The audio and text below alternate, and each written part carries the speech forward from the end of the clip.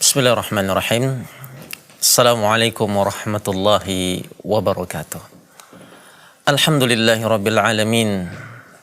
Wabihi nasta'inu ala umuri dunya wad din. Wassalawatu wassalamu ala ashrafil anbiya'i wal mursalin. Nabiyyuna Muhammadin wa ala alihi wa ashabihi wa man sara ala nahjihi ila yaumiddin. Amma ba'd. Sahabat Salam TV dimanapun Anda berada. Pada segmen sebelumnya ataupun pada pembahasan pada episode sebelumnya, kita sudah membahas bagaimana detik-detik kisah perjalanan kehidupan Umar bin Khattab sampai beliau masuk ke dalam agama Islam.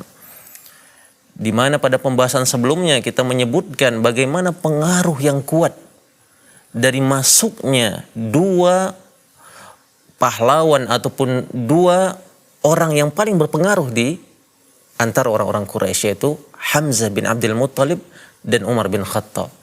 Tentu dengan masuknya dua orang petinggi Quraisy ini memberikan dampak yang signifikan dan kontribusi yang positif terhadap dakwah Nabi SAW, berbanding terbalik dengan keadaan yang didapatkan oleh orang-orang Quraisy.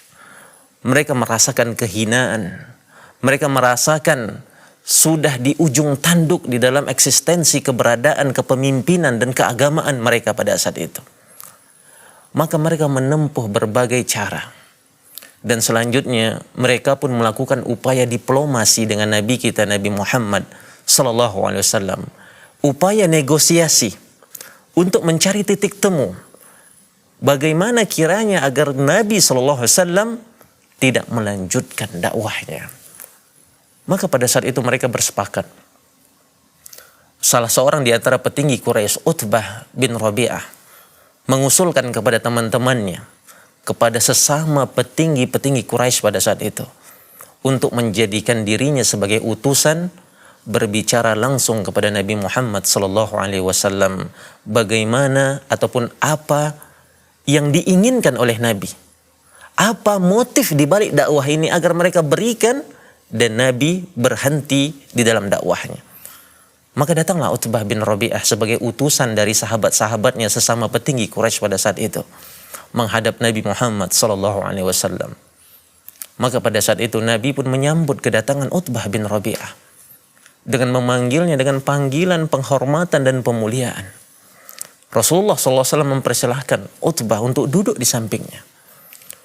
Dan kemudian Utbah pun memulai pembicaraannya. Dan Rasulullah pun mempersilahkannya. Lantas Utbah berkata kepada Nabi kita, Nabi Muhammad SAW, "Wahai Muhammad, apa sebenarnya motif dari dakwahmu ini? Apa yang kau inginkan di balik dakwah ini? Kalau seandainya saja engkau menginginkan dari dakwahmu ini satu harta yang ingin kau kumpulkan, maka akan kami kumpulkan seluruh harta dari para orang-orang kaya dari orang-orang Quraisy. Kami kumpulkan donasi sebanyak-banyaknya sampai kami berikan kepada dirimu, dan kami berjanji menjadikan dirimu sebagai orang yang paling kaya di antara kami. Tapi kau berhenti dari dakwah ini. Kalau seandainya saja karena untuk mendapatkan jabatan pemerintahan, untuk menjadi seorang raja, maka kau tak usah payah-payah berdakwah ini. Tak usah kau payah-payah dalam berdakwah. Kami jadikan engkau sebagai seorang raja kami, di mana tidak ada permasalahan, tidak ada putusan kecuali melalui dirimu. Dan kau kami jadikan raja kami. Kalaulah seandainya wahai Muhammad, di balik dakwah ini engkau menginginkan untuk mengumpulkan wanita yang cantik jelita, akan kami berikan anak-anak kami, anak-anak gadis yang paling cantik di seluruh tanah Arab ini, atau khusus di kota Mekah ini, dan akan kami nikahkan kepadamu. Tapi engkau harus berhenti dalam dakwah ini. Lantas setelah itu Rasulullah SAW mendengar dengan seksama dan sama sekali tidak membantah satu kata pun dari perkataan Utbah ibn Rabi'ah sampai Utbah telah selesai dari pembicaraannya. Dan kemudian Rasulullah SAW pun mengatakan kepada Utbah, wahai Abul Walid, suatu panggilan kesayangan, panggilan penghormatan. Ketika seseorang dipanggil dengan kunyahnya, ini tradisi dalam Arab. Ya Abul Walid, wahai Abul Walid, sudahkah selesai pembicaraanmu? Sudah wahai Muhammad, izinkan sekarang aku yang berbicara. Ya silakan wahai Muhammad. Lantas Rasulullah SAW tidak berbicara dengan perkataannya, tidak mengatakan apa-apa dari orasinya. Akan tapi Rasulullah membacakan kepada Utbah bin Rabi'ah salah satu di antara surat di dalam Al-Quran yang Allah turunkan, di mana ayat ini terdapat dalam surat Al-Quran, yaitu surat Fussilat. Rasulullah pun membacakan surat Fussilat kepada Utbah bin Rabi'ah, dimulai dari Hamim, Tanzilum minir Rahmanir Rahim, Kitabun Fussilat ayatuhu Qur'anan Arabiyyan liqaumi ya'lamun, sampai akhir dari ayat ini yang berkisah tentang bagaimana Al-Quran ini adalah cahaya petunjuk yang Allah turunkan kepada umat manusia sebagai pemberi peringatan dan pemberi kabar gembira. Akan tapi kebanyakan dari mereka menyelisihinya sampai Rasulullah membacakan terus dan Utbah bin Rabi'ah mendengar dengan seksama.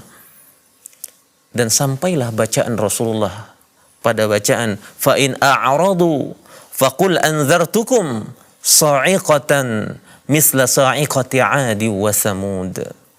Allah berfirman, jika mereka berpaling wahai Muhammad, katakanlah kepada mereka, aku telah memperingatkan kamu dengan petir, dengan azab seperti petir yang menimpa kaum 'Ad dan kaum Samud. Satu ancaman dari Allah Subhanahu wa taala ketika mereka berpaling dari Islam, berpaling dari keimanan, berpaling dari Al-Quran. Allah akan timpakan azab sebagaimana Allah timpakan kepada 'Ad dan Samud dengan petir yang menyambar mereka. Mendengar ini menjadi takutlah Utbah bin Rabi'ah dan menutup mulut Nabi Muhammad SAW. Cukup wahai Muhammad. Muhammad cukup. Cukup wahai Muhammad. Ingat kami ini kerabat kamu juga. Ingat tali persaudaraan antara kita. Cukup wahai Muhammad. Ada perasaan takut di hati Utbah bin Rabi'ah pada saat itu. Dan kemudian selanjutnya Utbah pun kembali kepada kaumnya dengan wajah yang ceria, wajah yang penuh dengan sinar-sinar cahaya. Lantas sahabatnya berkata, telah datang Utbah kepada kalian dengan wajah yang tidak seperti wajah dia yang pertama datang kepada Muhammad. Dan kemudian Utbah bin Rabi'ah mengajak kepada kaumnya, wahai kaumku, ikutilah Muhammad.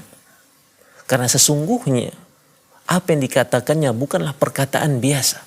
Perkataan yang luar biasa yang tidak mungkin dikatakan oleh manusia. Karena sesungguhnya apabila dia menang, maka kemenangan dia adalah kemuliaan untuk kalian semua.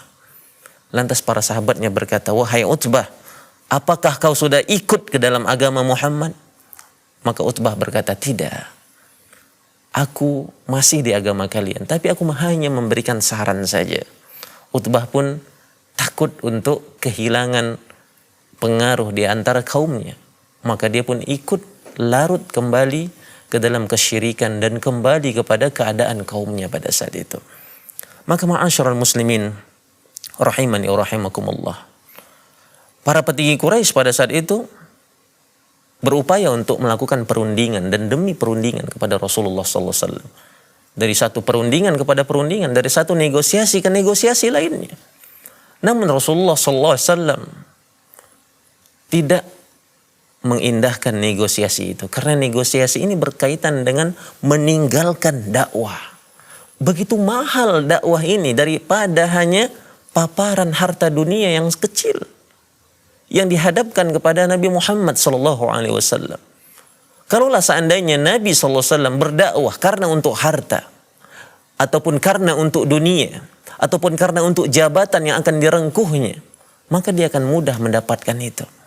Dan dari sini ma'asyiral muslimin rahimani wa rahimakumullah, kita bisa menyadari dakwah al-haq, dakwah yang benar itu adalah dakwah yang mengajak orang-orang untuk mengenal Allah Subhanahu wa taala.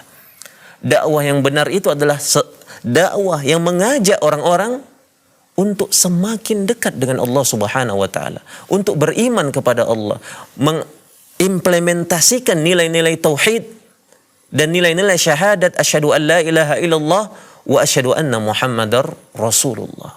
Bukan dakwah untuk mengajak kepada golongan, bukan dakwah untuk mengajak kepada kelompok, bukan dakwah mengajak kepada partai, dan bukan juga dakwah demi untuk mengumpulkan harta dunia. Tidak.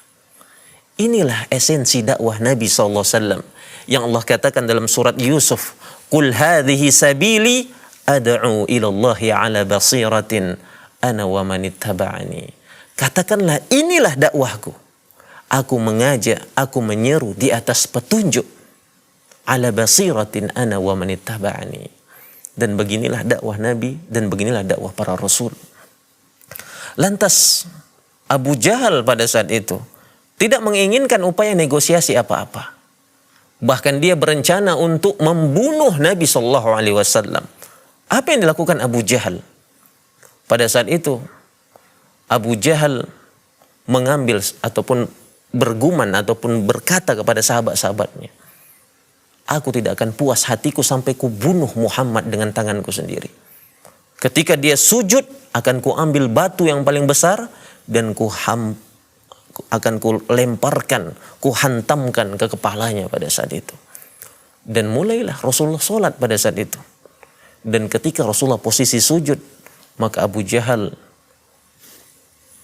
mengeksekusi apa yang diniatkannya. Diambilnya batu paling besar, didekatinya Rasulullah SAW, dan tiba-tiba dilemparnya batu tersebut dan dia jalan mundur dengan penuh ketakutan. Kemudian kawan-kawannya bertanya, "Wahai Abu Jahal, apa yang terjadi? Kenapa engkau lempar batunya? Dan engkau berjalan mundur dengan penuh rasa ketakutan?" Abu Jahal pun berkata, "Aku melihat Muhammad dijaga oleh seekor unta yang begitu sangat besar, dengan mata yang begitu sangat menakutkan, dengan taring yang begitu sangat tajam, yang hampir saja dia menerkam diriku." Lantas Rasulullah setelah itu berkata, "Itu adalah malaikat Jibril. Kalau dia berani melangkah satu langkah lagi, maka dia akan disambar oleh makhluk tersebut." Maka ma'asyiral muslimin rahimani wa rahimakumullah, ketika upaya negosiasi dan kompromi yang dilakukan oleh orang-orang Quraisy tidak membuahkan hasil, maka hal ini membuat mereka semakin geram dengan dakwah Nabi SAW. Apa yang mereka lakukan saat itu? Maka mereka berencana untuk memberikan satu pelajaran yang membuat Nabi SAW menjadi sengsara. Dan keluarga Nabi SAW menjadi sengsara. Karena pada saat itu, keluarga-keluarga Rasulullah dari Bani Hashim dan dari Bani Al-Muttalib, baik yang muslim ataupun yang kafir, mereka bersatu melindungi Nabi SAW. Maka dari itu, mereka ingin memberikan efek jera kepada Bani Hashim, kepada Bani Al-Muttalib dengan cara pemboikotan secara massal. Bagaimana upaya pemboikotan ini? Dan apa yang terjadi dalam pemboikotan ini? Dan bagaimana dampak dari pemboikotan ini terhadap Bani Hashim dan selanjutnya dalam perjalanan dakwah Nabi? Maka ini akan kita ulas lebih detail setelah pariwara berikut ini. Jangan kemana-mana, tetap di Salam TV.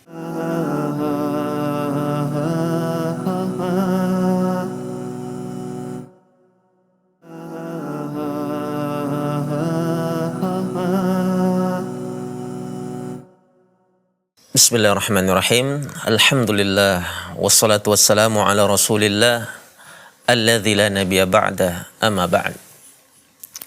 Sahabat Salam TV dimanapun Anda berada, pemboikotan adalah sarana dan cara yang dilakukan oleh orang-orang Quraisy untuk memberikan efek jera kepada Nabi Muhammad SAW dan kepada para keluarganya. Dan pemboikotan ini terjadi di tahun ke-7 dari kenabian Nabi Muhammad SAW. Setelah tahun ke-7, ketika mereka tidak mampu memberikan pengaruh secara fisik ke dalam Nabi Muhammad ataupun ke tubuh Nabi Muhammad, mereka menginginkan Bani Hashim dan Bani Al-Muttalib menyerahkan Nabi untuk mereka bunuh. Tapi kedua suku ataupun kedua karib kerabat Nabi ini dari Bani Hashim dan Bani Al-Muttalib berada di garda terdepan, memasang badan untuk jangan sampai Nabi Muhammad SAW tersakiti pada saat itu. Lantas mereka pun mengambil satu tindak nyata. Apa itu? Melakukan pemboikotan. Untuk jangan ada yang menikah dengan Bani Hashim dan Bani Al-Muttalib. Jangan ada yang berdagang dengan mereka. Jangan ada yang bertransaksi jual beli kepada mereka. Dan jangan ada yang menyapa mereka. Jangan ada yang mengunjungi mereka. Maka dilakukanlah isolasi, pemboikotan, embargo secara politik, secara ekonomi, dan secara sosial terhadap Bani Hashim dan Bani Al-Muttalib. Mereka tulislah perjanjian ini ke dalam satu kertas, di mana inti dari perjanjian ini bahwasannya mereka bersumpah atas nama Allah bahwa mereka selamanya, orang-orang Quraisy, tidak akan menerima perdamaian dari Bani Hashim dan Al-Muttalib, dan tidak akan berbelas kasihan terhadap mereka kecuali bila mereka menyerahkan Muhammad bin Abdullah kepada mereka untuk dibunuh.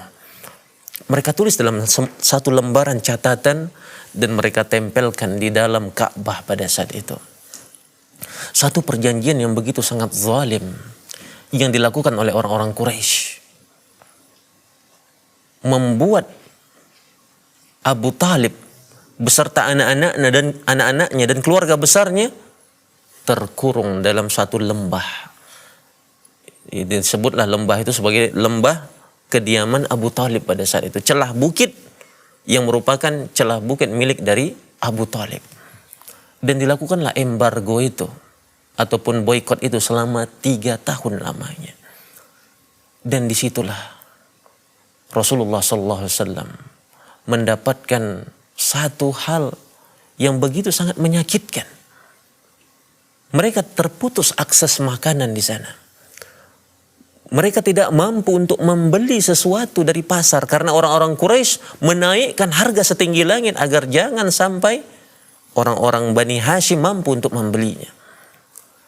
Dan tidak ada yang boleh mengirimkan makanan kepada mereka. Dan tidak ada yang berinteraksi secara sosial kepada mereka.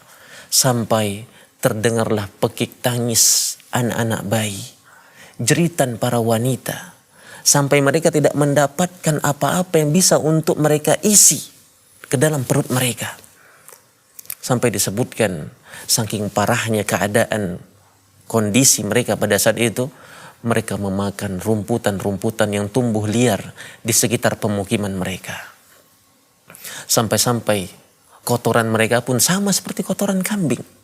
Begitu kering, tidak ada serat sama sekali. Dan kemudian sampai-sampai mereka memakan kulit dari terompa mereka. Beginilah kondisi yang didapatkan oleh Nabi SAW untuk memperjuangkan dakwah ini.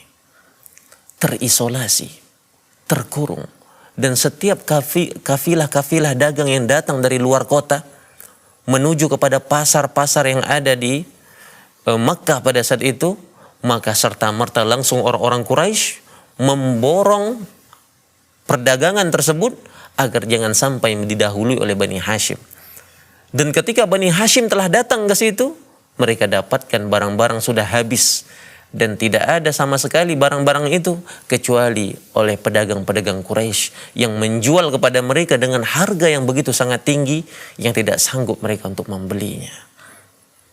Disinilah satu ujian yang didapatkan oleh Nabi. Ma'asyiral muslimin rahimani wa rahimakumullah. Tidak ada di antara kita yang ketika beriman dengan dakwah Nabi ini, beriman dengan risalah yang dibawa Nabi ini, mendapatkan sebagaimana apa yang didapatkan oleh Nabi kita SAW. Dan disinilah letak kecintaan kita kepada Nabi kita. Perjuangan yang beliau dapatkan, perjuangan yang beliau lakukan, derita yang beliau dapatkan demi menegakkan dakwah ini begitu sangat sulit di masanya. Maka ma'asyiral muslimin rahimani wa rahimakumullah. Dan Nabi pun terus dalam kondisi seperti ini. Dan di antara orang-orang Quraisy ada yang berupaya untuk melakukan pertolongan. Salah satunya Hakim bin Hizam yang merupakan keponakan dari Khadijah.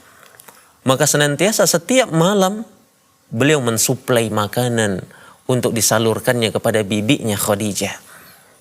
Dan pada saat itu suplai makanan yang disalurkan oleh Hakim bin Hizam diketahui oleh Abu Jahal. Maka Abu Jahal pun mencegat ini Hakim bin Hizam. Dan terjadi perdebatan yang alot antara Abu Jahal dengan Hakim bin Hizam.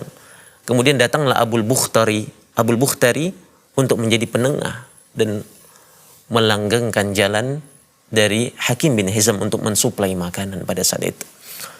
Dan kemudian hal ini mengantarkan sebagian orang-orang Quraisy merasa sangat prihatin. Orang-orang Quraisy yang sejatinya mereka musyrik pada saat itu, tapi masih ada hubungan karib kerabat, tali persaudaraan dengan Bani Hashim, merasa perjanjian ini begitu sangat zalim terhadap mereka. Dan perasaan ini dimulai dari Hisham bin Amr, salah seorang di antara Bani Amir bin Lu'ai pada saat itu. Maka Hisham bin Amir pada saat itu mendatangi Zuhair bin Abi Umayyah al-Makhzumi.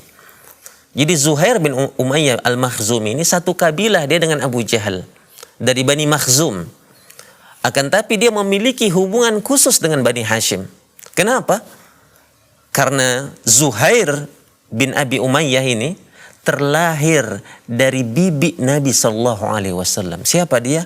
Atikah binti Abdul Muttalib yang merupakan bibi dari Nabi Sallallahu Alaihi Wasallam. Itu adalah ibunya.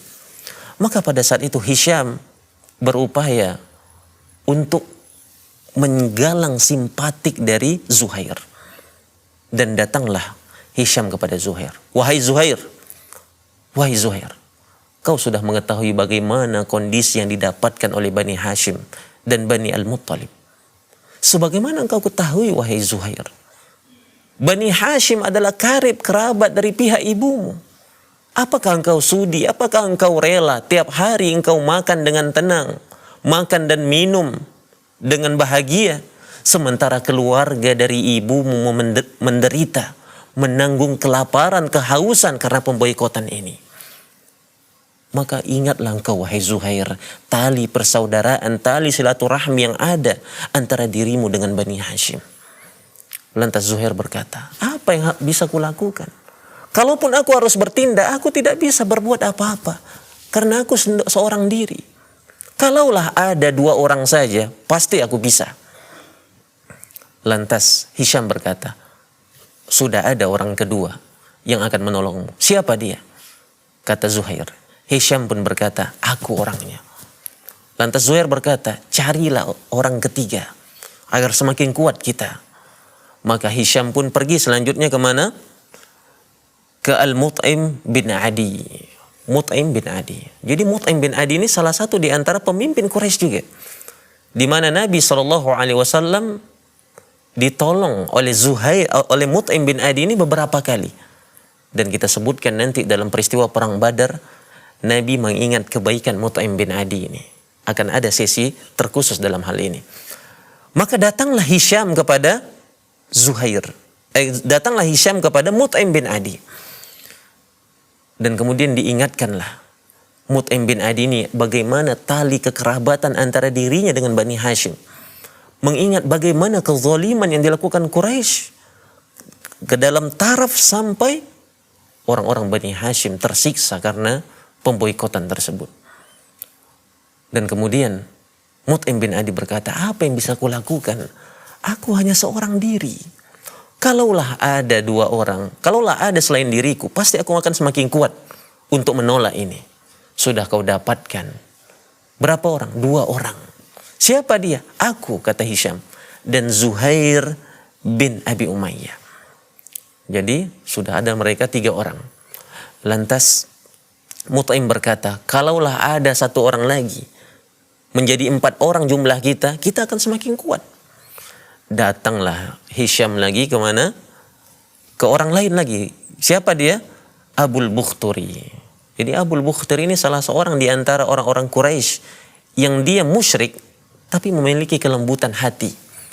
Seorang yang musyrik tapi dia memiliki simpatik terhadap kebersamaan, simpatik terhadap orang-orang yang terzalimi.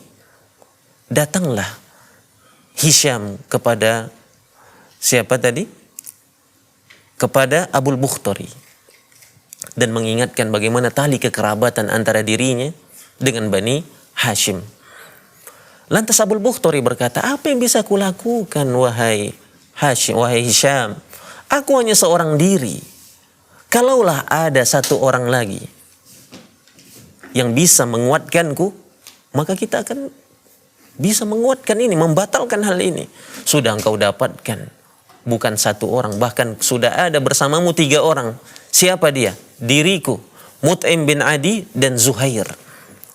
Jadi berempat mereka, bahkan sudah berempat mereka. Dan kemudian dikumpulkan lagi 1 orang lagi. Itu siapa? Abul Bukhtari berkata, cari 1 orang lagi, biar genap kita 5 orang. Maka dicarilah Zam'ah bin Al-Aswad dan dikatakan kepadanya seperti perkataan yang pertama, dan kemudian dia pun bersimpatik dan mereka pun bersatu untuk membatalkan perjanjian ini. Dan berkumpullah mereka di salah satu pintu masuk dari kota Mekah yang bernama Al-Hujun. Dan di situ mereka berdialog sampai terjadilah satu kesepakatan. Zuhair berkata, aku yang pertama akan protes, aku yang pertama akan berbicara untuk membatalkan perjanjian ataupun membatalkan pemboikotan terhadap Bani Hashim. Dan kemudian kalian mengikuti setelahku dan menguatkan statement yang aku keluarkan. Lantas ma'asyiral muslimin rahimani wa rahimakumullah, bagaimana kesepakatan 5 orang ini dalam pembatalan ini? Apakah mereka berhasil membatalkan suatu perjanjian yang dikukuhkan oleh pemimpin Quraisy pada saat itu? Akankah mereka akan tertolak? Akankah ini satu keberhasilan yang akan mereka dapatkan? Dan bagaimana akhir dari pemboikotan ini? Maka tetap bersamai kami dalam segmen Sirah Nabawiyah setelah pesan-pesan yang berikut ini.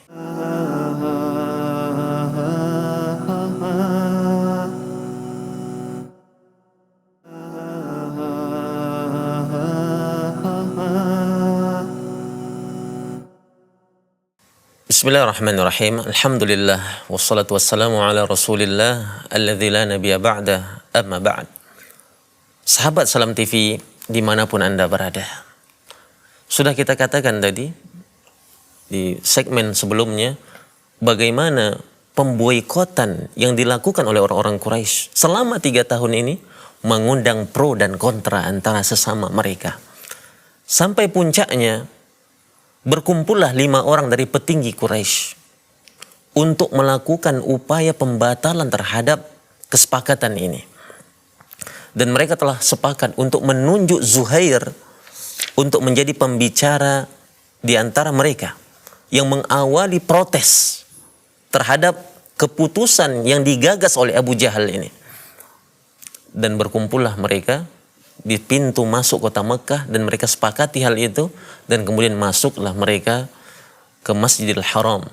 Dan Zuhair pada saat itu langsung untuk melakukan tawaf 7 kali. Dan kemudian pergilah Zuhair ke perkumpulan orang-orang Quraisy yang di dalamnya terdapat Abu Jahal, dedengkot dan pimpinan orang-orang musyrik pada saat itu.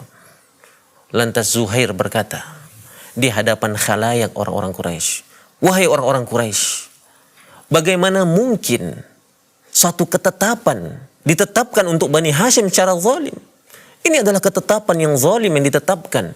Sementara mereka adalah bagian dari kita, mereka adalah karib kerabat kita. Dan kami sama sekali tidak menyetujui dari awal perjanjian ini. Ini adalah perjanjian yang batil, perjanjian yang zalim, tidak layak untuk dilanjutkan. Maka harus dihapuskan. Lantas Abu Jahal pun berkata, Tidak wahai Zuhair, tidak, kau berkata dusta. Selamanya tidak akan bisa dibatalkan perjanjian itu. Lantas Mut'im bin Adi berkata, kau yang dusta wahai Abu Jahal. Ini perjanjian yang zalim, ini harus dibatalkan. Kami tidak setuju dari awal ini. Dan yang lain menimpali lagi. Kami juga tidak setuju. Yang keempat berkata, kami juga tidak setuju dan ini harus dibatalkan. Dan yang kelima berkata lagi, kami juga tidak setuju. Lantas Abu Jahal pun merasa terpojok pada saat itu dan berkata, ini mungkin sudah kalian sepakati sebelumnya ini. Karena 5 orang ini bukan orang biasa. 5 orang ini adalah para petinggi orang-orang Quraisy dan memiliki pengaruh yang kuat. Dan kesepakatan ini kehilangan legitimasinya. Karena sudah dilemparkan satu mosi tidak percaya. Satu upaya untuk membatalkan hal ini oleh 5 petinggi orang-orang Quraisy. Dan Abu Jahal merasa terpojok pada saat itu. Dan ketika mereka dalam keadaan seperti itu, dan posisi legitimasi terhadap peraturan ataupun ketetapan yang mereka canangkan telah goyah di internal mereka. Tiba-tiba datang Abu Talib kepada mereka. Abu Talib datang kepada mereka dan berkata, wahai ma'asyar Quraisy, wahai orang-orang Quraisy, sesungguhnya tadi malam keponakanku Muhammad, dia telah bermimpi. Dia mengatakan kepadaku bahwasannya sahifah, kertas yang kalian tuliskan perjanjian pemboikotan terhadap keluarga kami sudah habis dimakan rayap, kecuali tulisan yang terdapat nama Allah di dalamnya tidak dimakan oleh rayap. Maka apabila Muhammad benar dalam perkataannya, maka lepaskanlah kami dari pemboikotan ini. Tapi kalau seandainya apa yang dikatakan Muhammad itu tidak nyata dan tidak benar, maka akan kami serahkan Muhammad kepada kalian untuk kalian eksekusi mati. Lantas Abu Jahal pun senang dengan hal ini. Karena dia beranggapan ini suatu transaksi yang menguntungkan. Lantas Abu Jahal berkata, bagus. Ini satu negosiasi yang sangat brilian wahai Abu Talib. Kami sepakati itu. Kami pegang kata-katamu.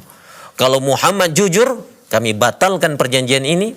Tapi kalau Muhammad tidak, ataupun kalau seandainya kenyataannya tidak seperti apa yang dikatakan Muhammad, maka niscaya kami akan mengambil dia untuk kami eksekusi mati. Kami sepakat itu, deal. Dibukalah Ka'bah pada saat itu dengan kuncinya. Dan mereka menuju kepada tempat mereka tempelkan kertas tersebut. Dan mereka ambil kertas tersebut. Dan persis sebagaimana apa yang dikatakan oleh Abu Talib. Seluruh butiran-butiran perjanjian itu, tulisan-tulisannya dimakan oleh rayap. Kecuali tulisan yang terdapat nama Allah. Dan menjadi benarlah dan nyatalah apa yang dikatakan oleh Nabi SAW. Karena beliau tidak berkata atas dasar nafsu. Tidak atas dasar hawa nafsu ataupun akal beliau. Akan tapi beliau berkata, mengabarkan satu perkara yang gaib yang dikabarkan oleh Allah Subhanahu wa ta'ala dari wahyu Allah. Lantas dibatalkanlah pemboikotan tersebut dan terbebaslah Bani Hashim dalam periode 3 tahun dari pemboikotan umum yang menyebabkan mereka tertindas dan tertekan dalam keadaan mereka pada saat itu. Maka ma'asyarul muslimin rahimani wa rahimakumullah. 3 tahun dari pemboikotan tersebut, kembalilah lagi Bani Hashim dan Bani Al-Muttalib dalam kehidupan mereka seperti semula di tatanan kehidupan masyarakat Quraisy pada saat itu. Lantas orang-orang Quraisy masih menginginkan lagi untuk berakhirnya dakwah Nabi ini. Apa yang mereka lakukan? Mereka kirimkan delegasi terakhir untuk Abu Talib pada saat itu. Datanglah sekumpulan orang-orang petinggi-petinggi Quraisy menghadap Abu Talib. Dan dilakukanlah negosiasi. Dan dilakukanlah perbincangan dan pembicaraan yang intens antara Abu Talib dengan Nabi Muhammad SAW dan petinggi-petinggi Quraisy pada saat itu. Lantas mereka saling berorasi, mengutarakan apa yang mereka resahkan dan lain sebagainya. Sampai Ibnu Ishaq salah seorang sejarawan Islam mengatakan, manakala Abu Thalib pada saat itu dalam sakit parah, itu sempat orang-orang Quraisy datang menghadap Abu Thalib. Dan kemudian Rasulullah SAW menyampaikan orasinya setelah mereka berorasi. Wahai Quraisy, maukah kalian kukabarkan satu perkataan saja, yang dengan perkataan ini kalian akan menjadi raja-raja dari orang-orang Arab seluruhnya dan orang-orang non-Arab.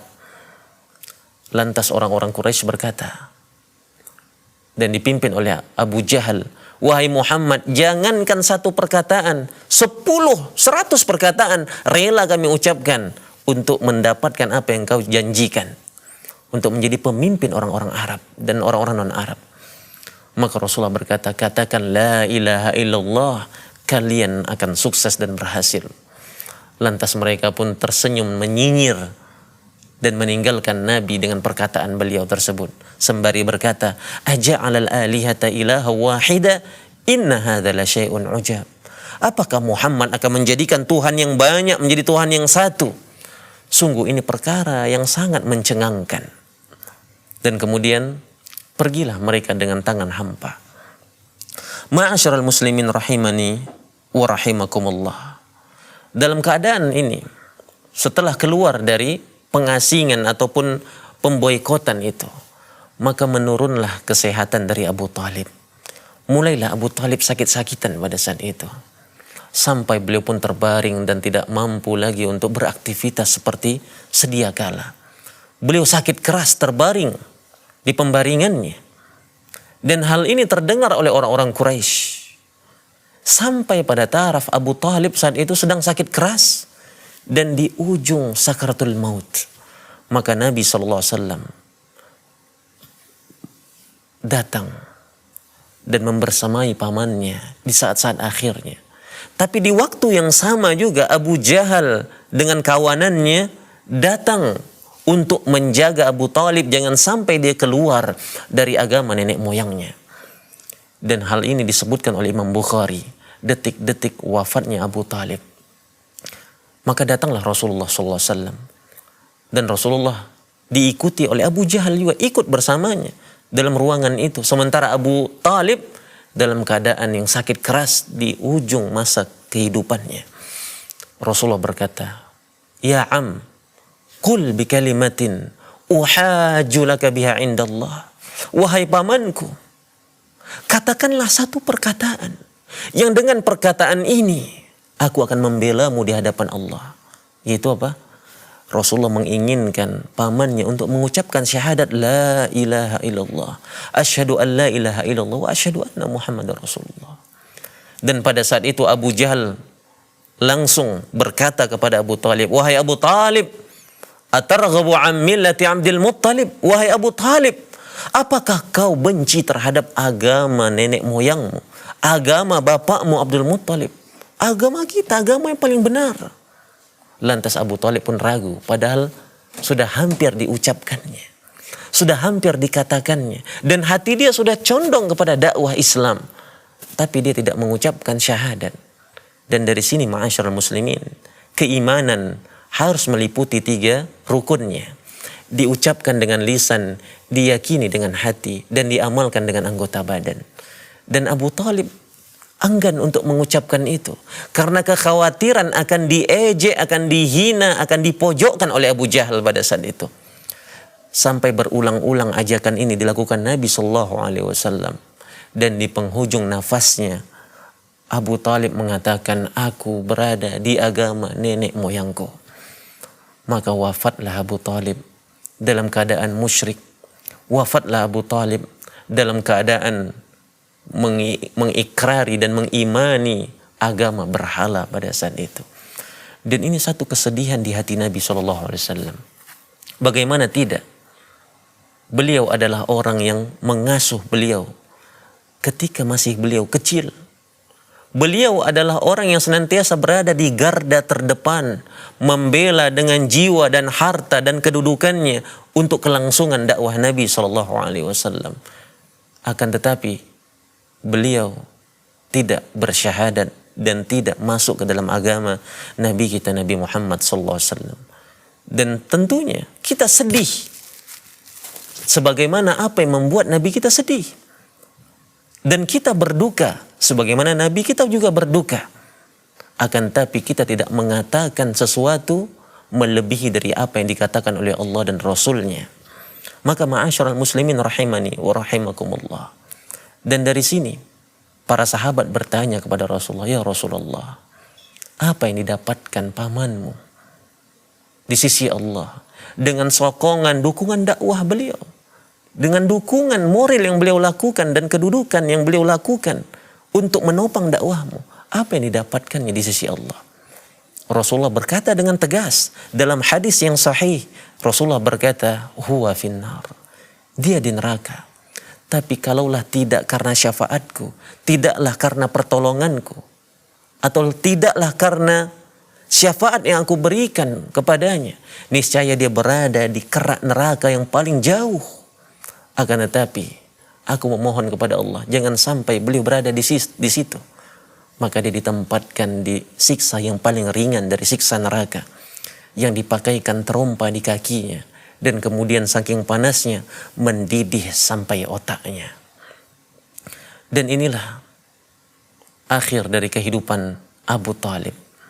Maka ma'asyiral muslimin rahimani wa rahimakumullah, wafatnya Abu Talib merupakan satu pukulan yang keras dan musibah yang besar yang didapatkan oleh Nabi Muhammad SAW.